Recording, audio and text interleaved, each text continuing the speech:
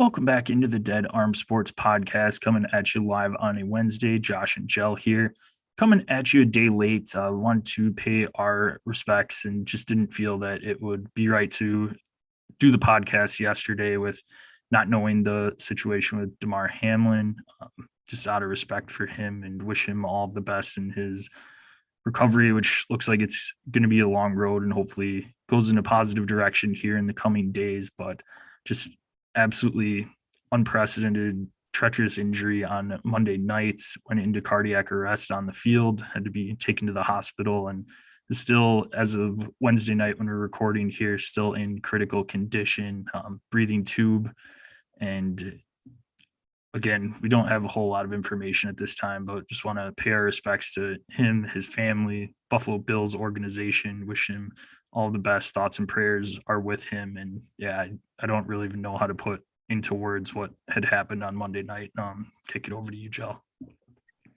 Yeah, I mean, it certainly wouldn't have felt right to record on our typical Tuesday, just not knowing anything. I mean, and at this point we're recording on a Wednesday night rather than, like you said, our typical Tuesday, but we did get at least some encouraging news today, and it made it just feel a little bit more comfortable, I guess, than to, obviously we try to bring you entertainment. We try to bring you fun. We try to bring you spin on sports. We try to be an upbeat show and, get as many, try to bring laughs into the show, whether it's just inside jokes with me and Josh laughing, but we try to bring a little bit of entertainment into the listeners' lives. And yesterday, just not knowing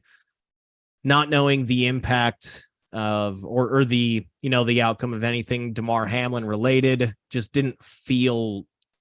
I don't think I could have muscled up and done an episode. I'm sure you feel the same, Josh, that it just wouldn't have felt right. And a lot of times, I guess, to make the stupid analogy of, we didn't want to play hurt, when in football, that's oftentimes the job, is for you to go out there and play hurt. But this was clearly a different situation. You saw all the emotion, the extremely raw emotion from every Bill out there, a number of Bengals. Josh Allen looked like, he had just, woken up from seeing a ghost. I mean, he was just, the look on his face was thankfully something he had never seen before. And I'm sure that situation was something that nobody had ever wanted to see. But as a viewer myself, we, just watching on ESPN, we had no idea what was going on for a long time. And, ESPN went to multiple commercial breaks before they gave a true update. And for me, when it really hit me, and, I just got chills just kind of thinking back to hearing Joe Buck saying they were performing CPR for over the last 9 minutes on Damar Hamlin. And that's something that thankfully we've never heard on the football field. Hopefully something we never have to hear again and go through again. Hopefully none of these players, none of their family members have to ever go through or experience that again, because just hearing that from Joe Buck, it made it seem like, we've gone through countless, we've been football fans for multiple decades now. We've seen everything that we thought you would see on a football field, which is, as nasty as Ryan Shazier being paralyzed from the neck down, or from the waist down, but he was at least able to give a thumbs up. Every time that we see that stretcher come out, you always get a thumbs up. And we didn't get to see that thumbs up this time. And it was just straight into the ambulance and straight back to the University of Cincinnati Medical Center. and, where he's been getting round the clock treatment, been in the ICU ever since. And, but yeah, like you mentioned, we did get some positive news today where he's not breathing 100% reliant on a ventilator like he had been. And, now it's down to 50%. So he's breathing 50% on his own. Obviously, the hope is that he gets to 100% on his own. They can get him off that medicine where, basically keeps you asleep, and he can make a full recovery. The positive news here, it's obviously nothing related to what happened on the field, but the amount of support financially for Damar Hamlin's toy drive has now surpassed $6 million in donations through his GoFundMe. His original goal with that GoFundMe was to reach $2,500. Before this injury, it was at $74,000. So he had already way surpassed that goal. But now for it to be up above 6 million, and maybe by the time we're done recording, or by the time that this podcast reaches all your ears, or for your YouTube viewers reaches your eyes, maybe we're talking about $10 million that's been donated. So there's a lot of good that, assuming Hamlin is able to recover in full, there's a lot of good that his family can do with this, set up a foundation to not only have this be a holiday toy drive, but to help other people in need, whether that's children that have maybe gone through similar things, any number of different things. And, just helping the poor in general, helping the needy in general, in not just a financial way, but also an emotional and a support way. And that's, it's this country we've obviously seen over the last 6, 7, 8 years has been just about as divided as it's been in my life. But it's amazing what can happen when tragedy occurs, and we all come together, and we all come together in support and in love. And that's the one positive, obviously, I think that can come out of this, is it shows that as much as we like to bicker about the little things, when big things matter, we can become a legitimate, one family nationwide. And that's just kind of powerful to me.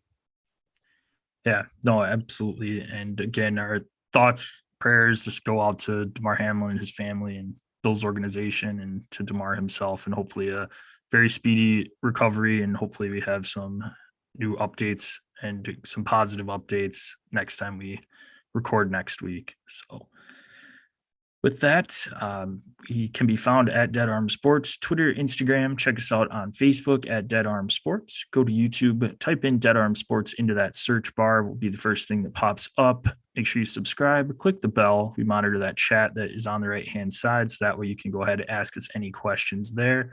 If you miss out on asking us questions there, we can be found at Dead Arm Sports on our social media. You can hit us up there, or on our individual socials. Gel can be found at DasGel. That's at DASJEL. I can be found at DasJPEC. That's at DASJPEC. Send us in any questions there. Subscribe, rate, and review the podcast on your favorite listening platform. Send us a screenshot. We will get you some sticker swag sent out in the mail. All right, Gel. We had one heck of a college weekend of bowl games, and I want to just not even beat around the bush here. Let's get right into those college football playoff semifinals, and I can safely say that was the best semifinals combined we have ever seen in the fairly short history of the college football playoff. But I mean, we're what? Just two epic games, just under 10 seasons. Almost a decade and a half, 13 years-ish? Yeah. 2010-ish? Right. Does that sound right? Yep. So, yeah, I mean, like you said, this was by a mile the best, most entertaining two semifinals paired back to back that I've ever seen. Going into Sunday, I was almost, those games were on Saturday. Going into Sunday, I was like almost footballed out. I'm like, there's no way that Sunday's going to get any better than this because these two games were so freaking awesome. First game, Michigan TCU to kick off this 2 sets. TCU ends up getting the pretty big upsets. Definitely a game that we both were on the side of the Wolverines on, thinking that Michigan was just going to completely out physical TCU, but you had a nice little nugget there, and I'll let you toot your own horn about, what Michigan couldn't let happen. Yeah, I had said in that preview episode leading up to this game, the Ohio State game, the Purdue game in the Big Ten Championship, Maryland, Rutgers, Michigan has historically been coming out extremely slow in that first half, and that's not something you could do against TCU, who was the heavy underdog going into that game. And they gave TCU, they gave Max Duggan, they gave them all a ton of confidence. TCU's defense was fired up. They had a pick 6 there in the first half, and just they were going into that second half saying, all right, we're right in this. We have them where we want them. We can compete with the big boys. Everyone was doubting us, have a chip on our shoulder, and they came out and punched Michigan in the mouth in that first half, and it ended up holding on. Again, it got close down the stretch, and we can get into, I'm sure we'll talk about the last couple plays of the game or the last drive, but I mean, TCU played an all around just fantastic game in all phases of it. And that was without their starting tailback too. Kendrick Miller went down with an injury, backup running backs in the game, and Quentin Johnson had a heck of a game as well. And just, I mean, a fantastic performance all around from TCU in this one. Yeah, I mean, as much as I want to give TCU all the props in the world, they won the first and the second quarter, went into the second half with a 21-6 lead. But what gave me a little bit of doubt was that Michigan was still able to move the ball, just weren't able to convert on some of those drives. And ta-da, their first drive of the game, nothing ball game, 4th and goal. First, yeah, like I said, Michigan's first drive of the game, off of a timeout, they try a Philly special, the old double reverse pass back to the quarterback. You know when that play works? When the defense is caught off guard. They ran that after a timeout when Sonny Dykes, when that defensive coordinator, that whole defense can rally and say, contain, look out for this tricky BS kind of stuff, because how many times have we seen the Philly special run just since Philly ran it in the Super Bowl? It's like, this play needs to be retired. It's been run so much now that it's no longer creative, and to be running it just when the message to your team that if you're Harbaugh, the message you want to send to your team and the message that you want to send to TCU is, we are the dominant physical team here. We don't need to be flashy and run weird stuff. We're just more physical. We're more dominant. We're the better team. And we're at the 2-yard line and we're going to run this ball down your throat. And instead they call a Philly special after a timeout. It doesn't, if you're going to do that, run a hurry up Philly special. If you're going to do that way, maybe the defense is a little out of sync and maybe there's one guy that's supposed to be out wide over there that's lined up on the other side of the field or in the middle or something. That's the only way that play's gonna work. You can't call that play after taking a timeout. Like, if you were to just caption that play as simple, just put it simply as how not to run the Philly special, because and I feel like that was, that missed opportunity that gave TCU all the momentum that they needed. And then they just marched down the field on their drive. They went 98 and they put up 7. And it was kind of like, okay, now Michigan's kind of playing on their heels. Like they're playing defensive. because they just got the ball down to the 2. They did nothing with it. And then their defense just got smooshed. So I think that was just the play call was pathetic. It's not something that you should do if you're the more dominant team.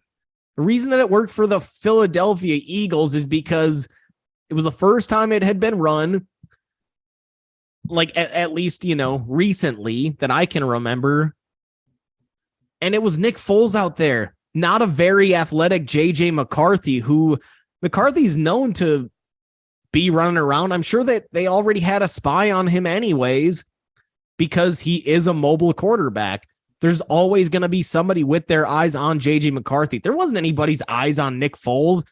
Nick Foles isn't like little, Michael Vick running around out there. You don't need to spy Nick Foles. You do need to put somebody's eyes on JJ McCarthy. So the entire concept of that play, plus doing it after a timeout, it's like, that was just a complete failure. I feel like that really kind of set the tone for the rest of that game. It's just don't understand it. Yeah. Well, and then was it the drive or the second drive right after that, Michigan as well? I mean, it was a very questionable call that JJ McCarthy threw that bomb touchdown pass that ended up getting overturned and knocked down at the half-yard line or whatever it was, which I don't agree with the call. But then was it the very next play, 2 plays later, end up fumbling the ball. TCU recovers on a botched handoff, and you could just feel the momentum shift at that point in time too. You thought Michigan had a little bit back with the touchdown, have a little bit of air let out of their sails with it getting called back, but ton of air let out. Still at the goal line though, thinking you're going to punch it in for a touchdown and get right back in the game, only to turn the ball over and TCU marches down and scores again on that drive. So just a mind-boggling start to Michigan again, with the starting off on that first drive with the play calling and then having a little bit of bad luck, bad fortune on the next drive. But it just was not the start that Michigan needed. And you could kind of see the writing on the wall with that. And that Michigan's a second half team, but it looked like it was going to be too much for them to overcome, which essentially it ended up being. Really shows the benefit there of Blake Corum with him not being active in this game. I mean, what a mistake that the Heisman committee made by not bringing him to New York and instead bringing in Stetson Bennett. I mean, I get Stetson Bennett had a good season, but did anybody really think that he had a shot at that was even close to Heisman worthy? I don't think so. So it just showed the value of Blake Corum there. But I guess going beyond that, JJ McCarthy, 5-star recruit, really high-end quarterback coming in to Michigan, had a little bit of a slow start, couldn't even beat out Caden McNamara for the first 2 years. And going into this season, it was a 50-50 job. We saw McNamara start week 1, JJ McCarthy started week 2, and then it was McCarthy's job from there on. But when we watched Michigan play, McNamara was really never that impressive until that Ohio State game where he played his ass off. He had the game of his life.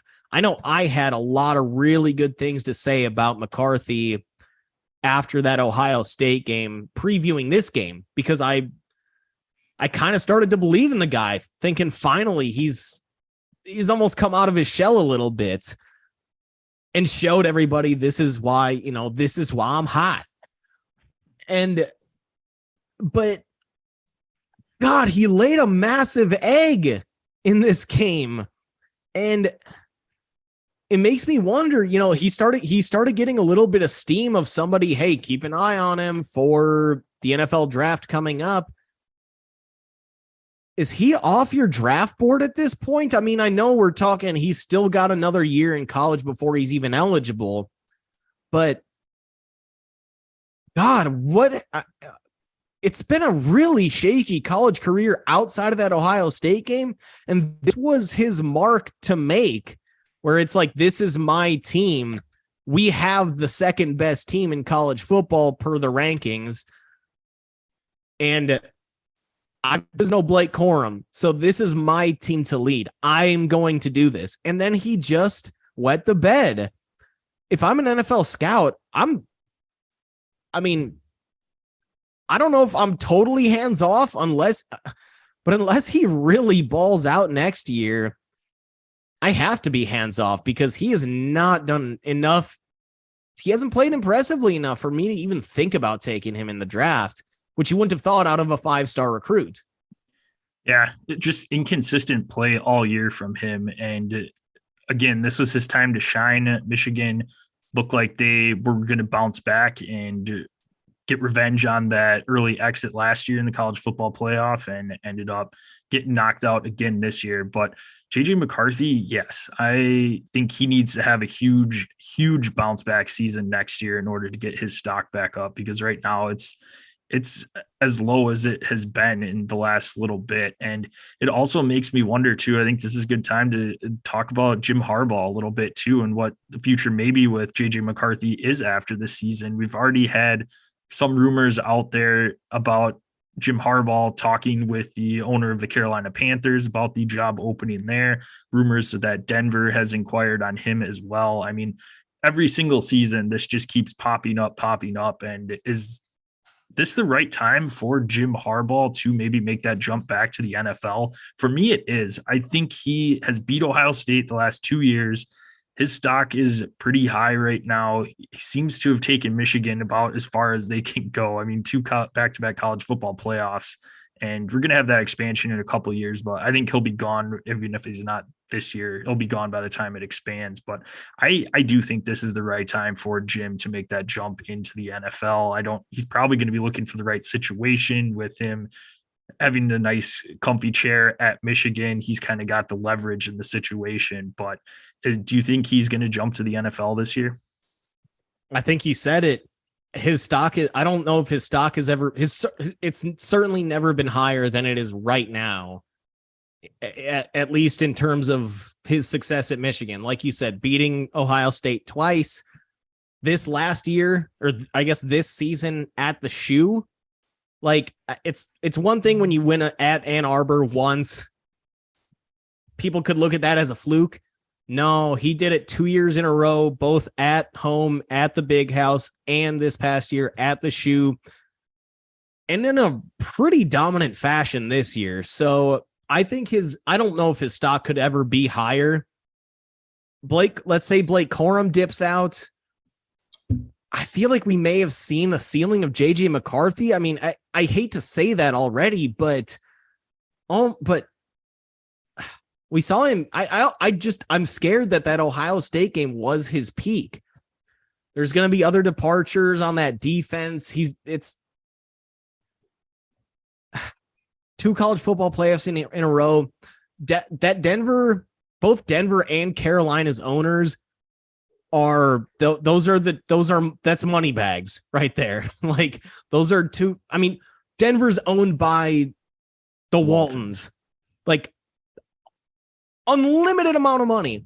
They could hire Jim Harbaugh, give him $20 million a year, and I bet they make that $20 million in 1 day of profit with Walmart. I mean, like, that they could do that.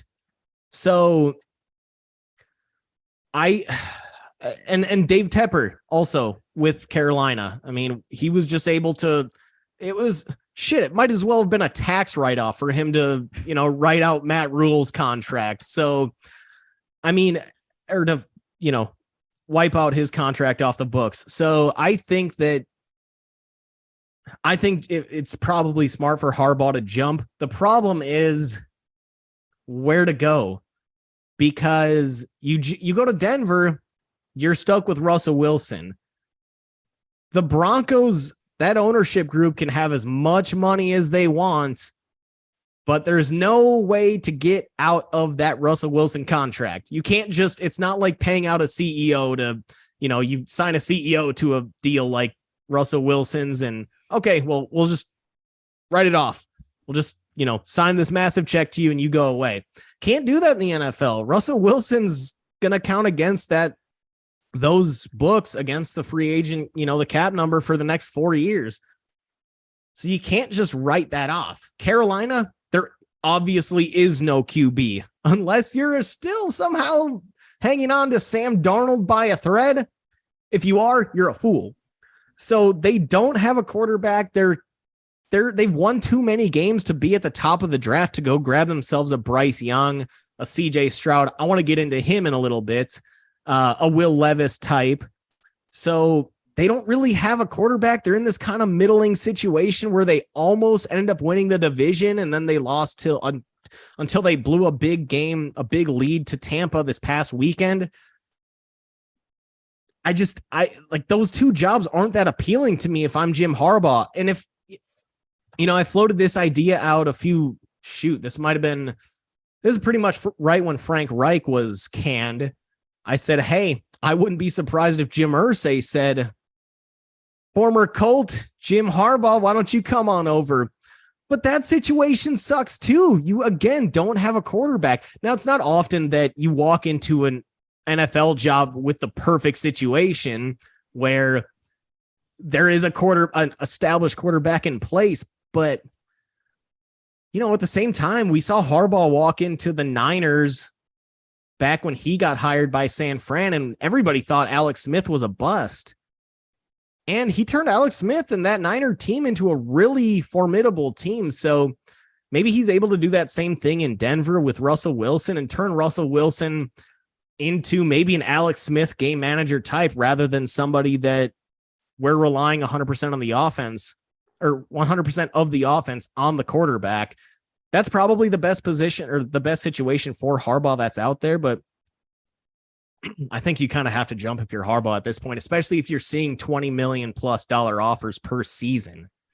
Yeah, I think another one that could be interesting too is if the Houston job were to open up and they move on from Lovie Smith, have the number one pick in the draft, he could walk in, have the quarterback that he wants to lead the franchise with, and have his pick on it. And we've seen in the past, granted, there is a lot of dysfunction in Houston with their ownership group, but they have given the reins over to Bill O'Brien in the past to have him kind of be that general manager role. Maybe hopefully they learned their lesson from that the last time, but maybe they tell Jim that, hey, we'll give you a little bit more authority when it comes to your personnel choices, and just kind of make him an offer that he can't refuse. And that could be a job that is a little bit interesting.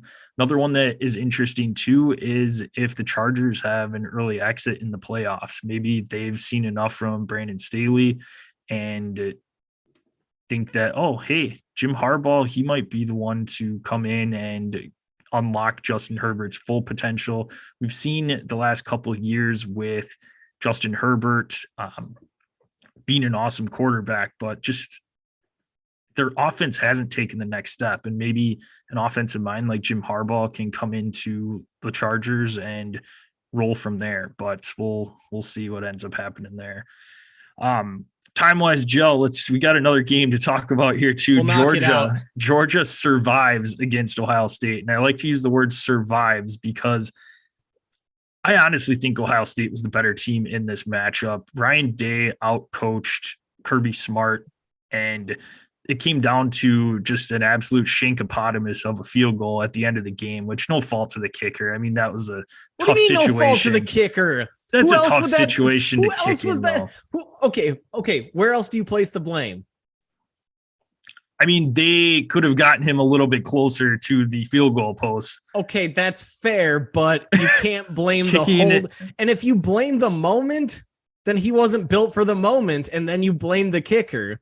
I get that was obviously a mad high pressure situation, but we can't be I don't think it's fair for us to say, hey, pay the players and then hold them to no expectation.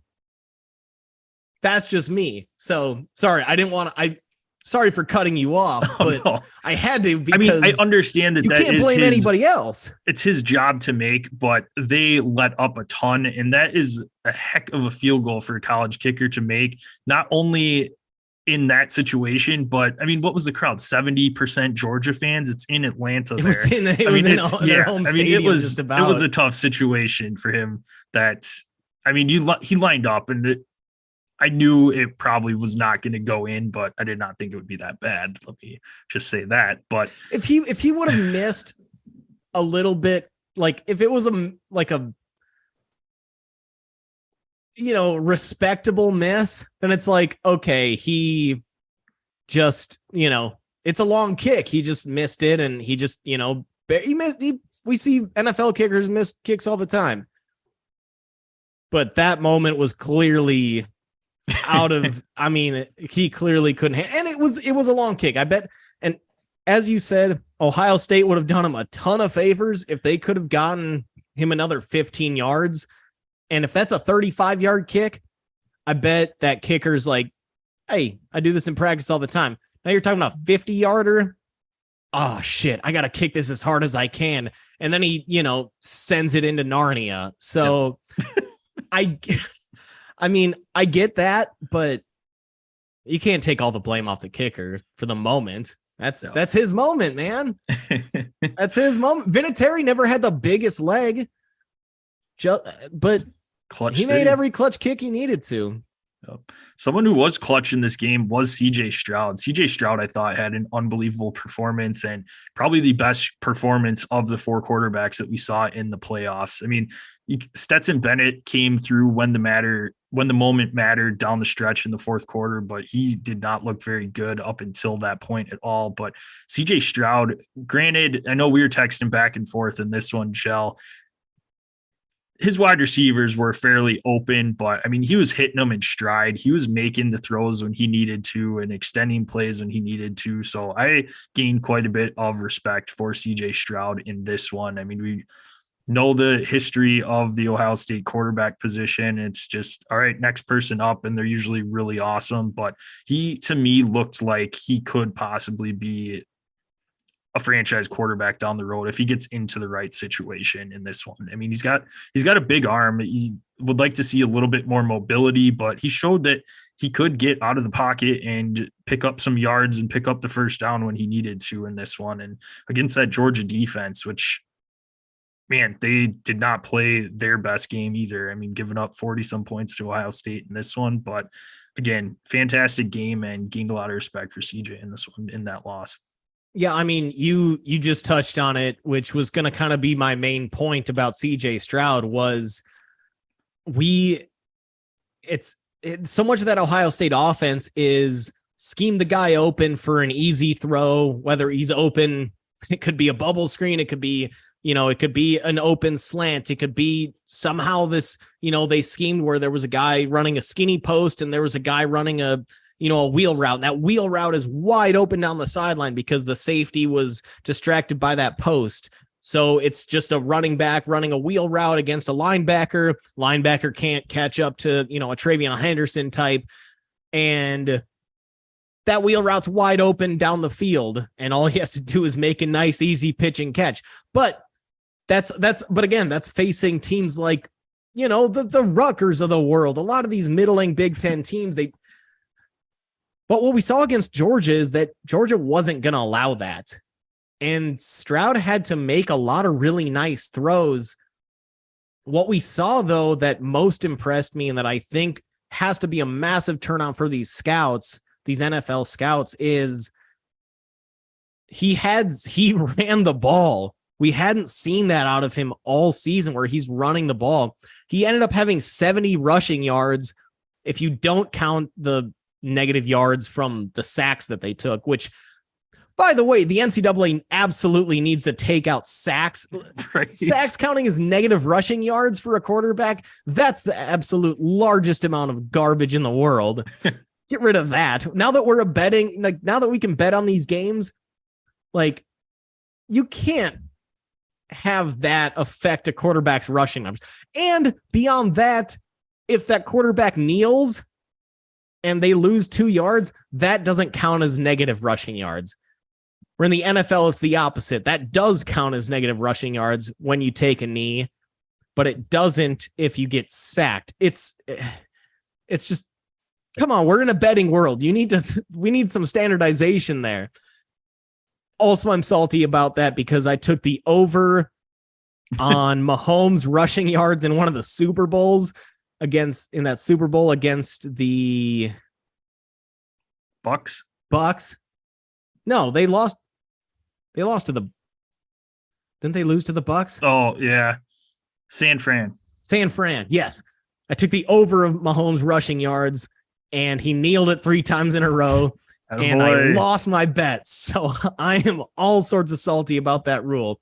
But 70 rushing yards from Stroud, that's something that we hadn't seen all season, and that just it's like that has to make these NFL scouts think when he needs to go. Like, it just shows that he's more athletic, more mobile than we had ever thought.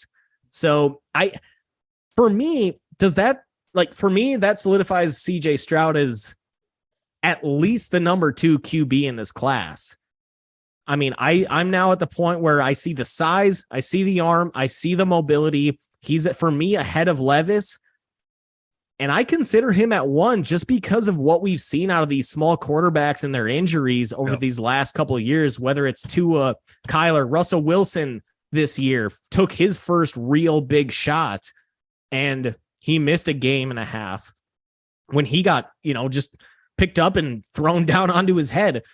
Tua, 3 concussions. Kyler he's missed multiple games with a shoulder. Now he's out with an ACL. Granted, the ACL was a non-contact, but small athletes, you can only take so many hits when you're getting bum rushed by 250, 2 people that can run a 4.4 and they're 6'5", 255, and 2 guys that are 320 pounds that could, bench press a school bus. So I think the size matters for CJ Stroud, and I'd be tempted after seeing that performance to look at him at number 1. Yeah, I agree. I mean, when you're investing your future at the quarterback position, I think just with what we've seen, like you said, with some of these smaller quarterbacks, that you need to go with the bigger quarterback in this one. And we got to see quite a bit from CJ Stroud. Obviously, we've got 3.5 months, almost 4 to the NFL draft. So we've got the combine, we've got a lot of pro days and everything else where it's probably going to be flipping back and forth quite a bit. And ultimately it's going to come down to the Houston Texans, assuming that they lose this weekend. They'd be idiotic not to tank and get the number 1 pick, but it'll be interesting to see what their thought process is with that. But CJ Stroud, I think, made a huge case for that number 1 quarterback and number 1 overall in this draft with his performance this last weekend, for sure. And you'll see different mocks. You'll see different all for the next, like you said, we got 4 months. You'll hear it all from us as well. So who our picks are. Anything else from this one, Joe, before we get into the Cotton Bowl? I guess just really, really briefly, USC loses to Tulane. USC is up 8. They drop a kick. They drop the kickoff. Ball goes out at the 1. They run 2 straight read options, end up with a safety. Tulane gets it, scores a touchdown, kicks the extra point to go up by 1 with 9 seconds left. The only way that you can lose a game in regulation down 8 is exactly what happened. Is a safety and allow a touchdown. There's no other outside of, there were no turnovers. You could throw a pick 6, they could kick an onside, whatever. But how does that happen? That's insane. Why were they running read options at the 1 inside their own 1 in the end zone? Come on, Lincoln. Like I love you, Lincoln. You're a quarterback whisperer. Caleb, Kyler, Baker, Heisman winners. You turn Jalen Hurts from, what some scouts were saying, shit, he might be a good NFL running back, into a 2nd round pick, a Heisman contender, and now potential MVP. Like, props to you, Lincoln Riley, for your quarterback development. But dude, run the goddamn ball with a running back, or at least run a freaking a QB draw just straight up. You can't be running a read option at the 1 with Tulane having all that momentum. They're trying to fight for their lives here. It just meltdown from USC. Yeah. And I think my biggest takeaway from this one too is that Lincoln Riley, you mentioned it, quarterback whisperer, offensive guru, Pac-12 You don't really need a defense at all. We've seen that this year outside of Utah shut them down pretty good in that Pac-12 championship game, points wise at least. But he needs to hit that defensive side of the ball if he has any national championship aspirations, because if that team is a sieve like they were this year, they are not going to be getting far at all. And they need to do something there if they want to win a national championship while he's there. My last one I wanted to bring up real quick, Joe, Arkansas, Kansas. This one happened after our last recording, 55-53 in 3 overtimes. And my takeaway from this one, after the second overtime, having to go just 2-point conversion straight up, no drives, So nothing. dumb. The fucking dumbest thing college football ever did. Okay, maybe during the regular season you do that. Don't do that in a bowl game. No one wants to see just teams going for 2-point conversions and the whole game coming down to that. That is the dumbest thing in the entire world and just pissed me off. And if you end up winning that game, how do you even feel proud of yourself? It's like, right. Well, cool. We converted a 2-point conversion and that's it. Like you said, it's a bowl game, man. Let these kids have fun. Let just let it ride out. We can't. Right. It's a freaking bowl game. Like, let these kids have fun, man. I get they're all probably tired and whatever, but dude, it's for a lot of these kids, it's their last time on a high stakes football field. These are high end athletes. This isn't freaking peewee football here. Like, a lot of these guys have been playing really high end football for a really long time. Probably a lot of them are the only player from their high school that got a D1 Scully. And for their careers to end like that, either whether you're the winning team or the losing team, it's like, this kind of feels cheap, you know? Right. I was wondering too, like when you have to go for the back-to-back 2-point conversions, could you do the old Doug Flutie drop kick for the extra point and just get 1 point? I'm sure there's a rule saying no, but he says things that make you go, Right. Speaking of Doug Flutie, let's talk about the NFL here and where he ended up. Week 17 was a big week of football. Speaking of Doug Flutie. Doug Flutie and his Patriots. That's where I want to go with the first one. That might be the GOAT of our 2 seasons of doing this, the GOAT transition. Because I wanted to talk about his team that he did the drop kick with, the New England Patriots, knocking off Miami Dolphins and hanging on to the playoff spot right now, clinging on tightly to that 7 seed. We're going to get into the playoff implications on our next episode, but this one was one that it's very frustrating seeing this Dolphins team. Teddy Bridgewater ended up going down with pinky injury that he got on a stiff arm on a pick 6 return. But I mean, they're on their 3rd string quarterback right now. Miami, it doesn't seem like stud though. Skylar Thompson against practice teamers. Yes. But it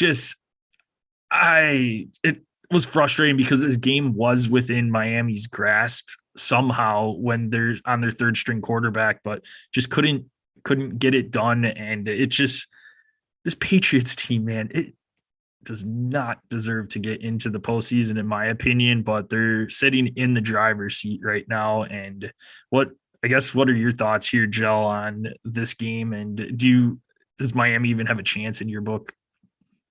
Well, it sounds like Teddy's going to miss this upcoming week. So no, they just signed Mike Glennon, I believe. Oh, Long neck Glennon. Yes. I think that this tells you everything that you need to know about the Teddy Bridgewater, Skylar Thompson combo.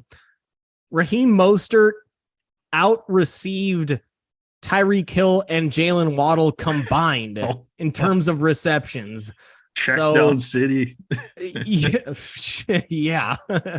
So it's just it sucks for the Dolphins. They had such an awesome season. They were off to such a promising start, up, with an 8-3 record, and they lose 5 straight. They had at one point been undefeated when Tua would start and finish a game. But those are massive parameters when Tua starts and finishes a game. Yeah. What kind of future can you have if you're a Dolphin, if you're Dolphins management behind this? You can't go into next season assuming Tua's going to finish every game. And we've seen that Teddy can't be a legitimate backup given how much he's had to play this year. So, I mean, Mike McDaniel, the head coach, he comes from San Fran. It's tempting. It'd be tempting to go after Jimmy G to be Tua's backup, but well, shit, we've seen Jimmy G just as injury prone as Tua.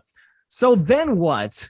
I don't see a really clear path for Miami looking forward. I don't know if I want to see the Dolphins in the playoffs because I don't want to see Tua get forced out onto the field. I don't think he should play the rest of this season, even if they do make the playoffs. And I sure as shit don't want to see a Teddy Bridgewater, Skylar Thompson, Mike Glennon combo. That's not a happy meal out there. So I as much as I had been rooting for Miami just because they were so fun to watch to start the season, Tua, Tyreek Hill, Jalen Waddle, they had such a sweet. It's like Mike McDaniel just jumped in and immediately changed that team, that offense, along with Tyreek Hill. That helps. But yeah. But I don't want to see this team in the playoffs. So and the other frustrating part is that, God damn it, the Patriots might be in. So we're in a lose-lose situation here. I mean, we've got a little bit of hope with the Steelers going forward, but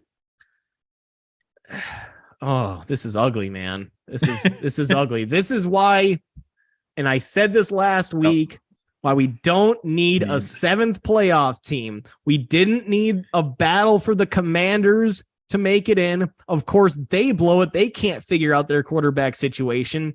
The Lions started off like garbage, as did the Packers. Now it's Seattle started off great, and they're still eligible. It's like we've still got 3 teams eligible for that 7th seed in the NFC. We've got 3 or 4 teams eligible for the 7th seed in the AFC. We don't need a 7th freaking playoff team. None of these teams deserve to make the playoffs.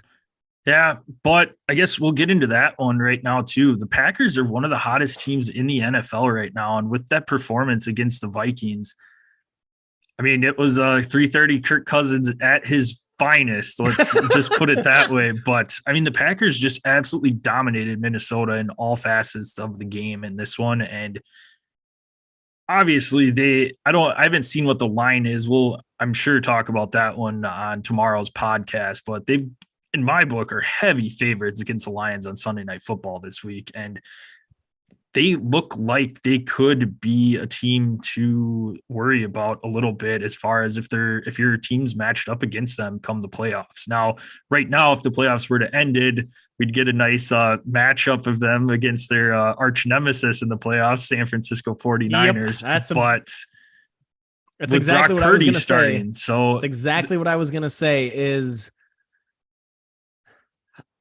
yes, they've obviously gotten really hot and very lucky, but at one point, I think they had a 6% chance of making the playoffs. Now they're the favorite to get that 7th seed. Against the Niners. I mean, the Niners outduel the Packers in every position outside of quarterback. Where else do the Niners not win that battle? They're better at offensive line, way better defensive line, including the pass rush. Linebackers Fred Warner versus an injured Devondre. I don't even know if Devondre Campbell's back. Rookie Quay Walker. Defense, I guess you got Jair Alexander, but it's not like that Niners secondary is a bunch of slouches. Offensively, it's pretty obvious who has the wide receiver depth in terms of, well, or I guess I should say pass catchers when you consider Kittle, Samuel, Ayuk. Joshua Jennings. has been a nice complementary receiver as well. And we know what Christian McCaffrey can do. I guess you could say a push at running back when you've got the two-headed, the AJs of Green Bay versus CMC. And then Aaron Rodgers versus Purdy. I think we all trust Rodgers in that situation more, but the Packers have had the talent advantage and still lost the last 2 seasons to the Niners. So yeah, if that's the way that things shake out, cool. That's cute that Green Bay snuck into the 7th seed. Whatever.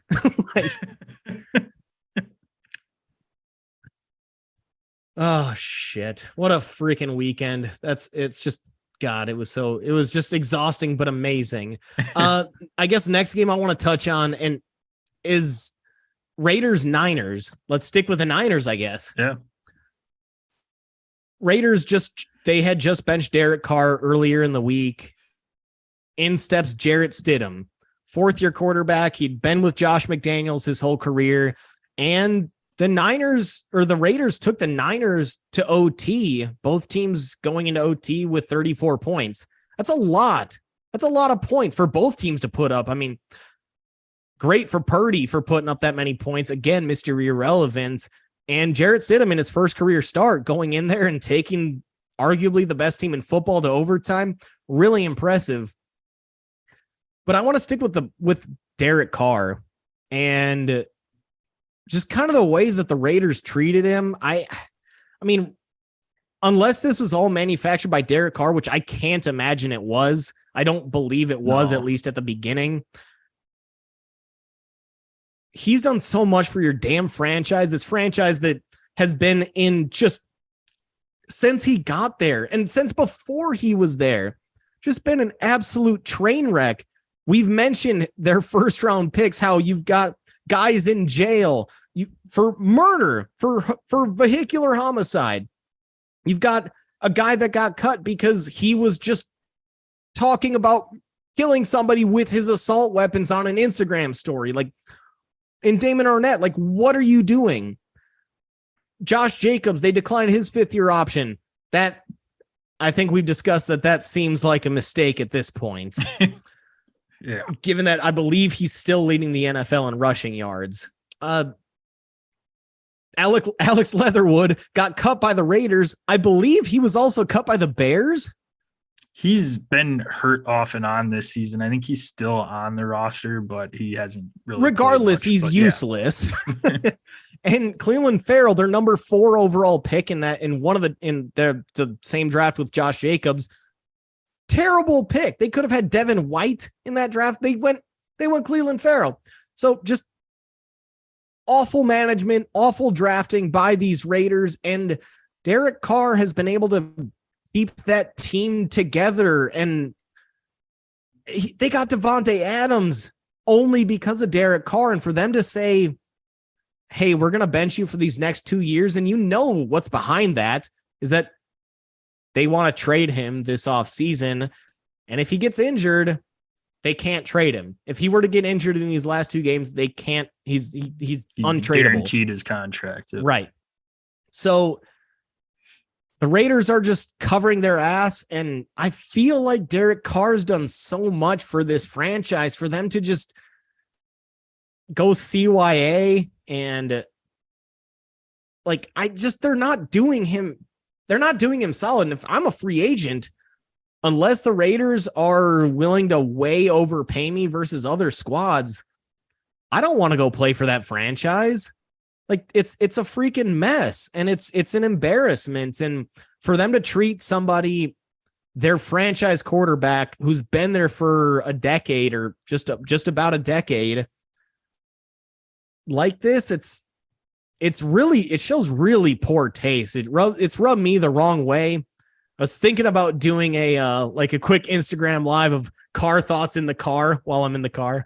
I didn't do it because, well, Dallas drivers. But I don't know. It just rubs me the wrong way so hard, and I hope Derek Carr finds a way. I feel like almost any situation outside of the Commanders is a better situation than this for him. Yeah, I mean, does this surprise you from the Raiders organization doing It something like can't. this though?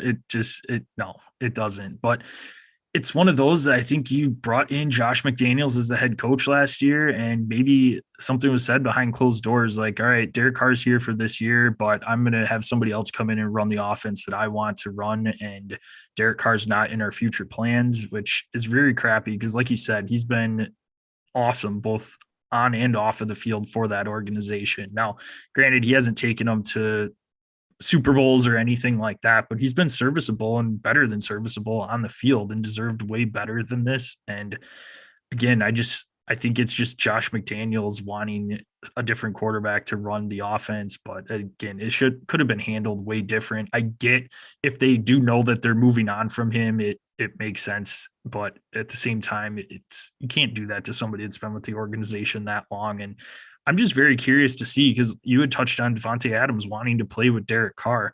He gets traded to Las Vegas, and what is going to happen with Devontae Adams this offseason? You have to imagine he's not happy that Derek Carr is going to be on his way out after that's the main reason why he wanted to go over to Las Vegas, is play with his former college quarterback. So do you see Devontae Adams making a case to want to get traded again? Is he untradeable at this point? What do you see unfolding this offseason? I mean, you could get the same return from Green Bay, or what you gave up to Green Bay for Devontae. You could get that same compensation back, I would think.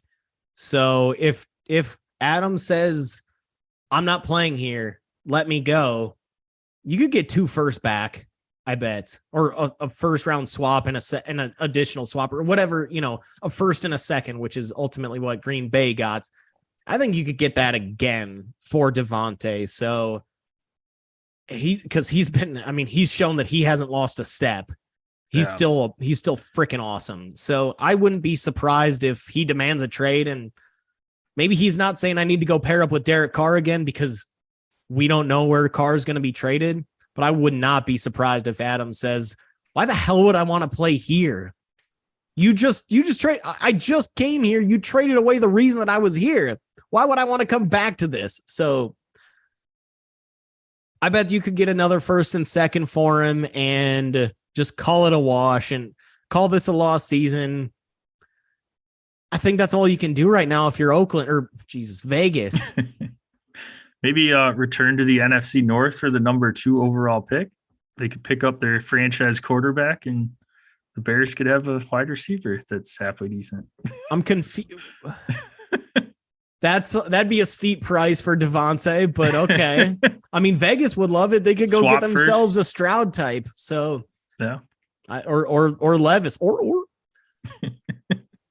I guess I got one last thing that I want to touch on really quick. You mentioned the Bears, Justin Fields, who you are saying is a franchise quarterback, and I've been kind of saying the same thing. But this last game, 7 for 21 through the air. I get that he has no receivers. I get that he has no line. I still think he can be a franchise quarterback, but that worries me. 33% completions, and he's sitting out this upcoming weekend. The good old boy, Gruden's boy, Nathan Peterman, getting the start this upcoming weekend. But does that 7 for 21 passing line, that would worry me if I'm a Bears fan, regardless of what he has to throw to. Yeah, it's concerning. I was watching that game with my dad, and I don't know what to think of it, because it was mind-boggling, some of the passes and some of the play calling that was going on. And I don't know, maybe this is me just seeing through orange glasses, but it seemed like they were trying to tank and lose that game to Detroit. I mean, the last play of the first half, there was like 4 seconds left. They were at the 50-yard line. So you're assuming Hail Mary, right? Detroit was back preparing for a Hail Mary. Oh, and they didn't rush any passers at all. And every single one of the Bears receiving options only ran 10 yards down the field. No one went to the end zone at all. Justin Fields ended up throwing a pick on That no was to pass Aiden rushers Hutchinson. at all. Yeah, to Aiden Hutchinson. But it was just weird. Like, why wasn't anyone going to the end zone for a Hail Mary? Like, it seemed like Eberflus got the call from upstairs, McKay. like, hey, we're gonna lock into that number 2 pick and don't do anything to fuck that up. And that, granted, I mean, 7 for 21 is not great at all, but he looked okay. He did, I don't know, he's sitting out this week, they said, with a hip injury. I'll assume that is what it is. He did look like he was laboring a little bit on the sideline after that huge run that he had in that first quarter. He had the gun out, massaging his quad and everything too. So you could see he didn't look right after that. But I'm just kind of throwing this game out. And like I said, you can call me out for wearing orange glasses or whatever, but I don't know. Something was just goofy with this one, and I'm curious to see what the game in Minnesota looks like too. But I almost think that they're locked in on that 2 pick, and maybe even the 1 is if Houston and the Colts battle it out this weekend, and Houston does something stupid. So Houston if they end up blowing that number 1 overall pick. Right. All right. I think that is it. Wrap up this episode. Again, I appreciate everybody out there listening. We'll be back with you tomorrow to preview the national championship and talk week 18 of the NFL season, our final Drew locks of the regular season. We'll get into in a couple weeks here what we're going to be doing for the playoffs. And it is the return of our golf pick'em and golf segment. So excited to talk a little golf with you tomorrow. We can be found at Dead Arm Sports, Twitter, Instagram. Check us out on Facebook at Dead Arm Sports. Go to YouTube, type in Dead Arm Sports, subscribe, click the bell. That way you know when our live episodes drop.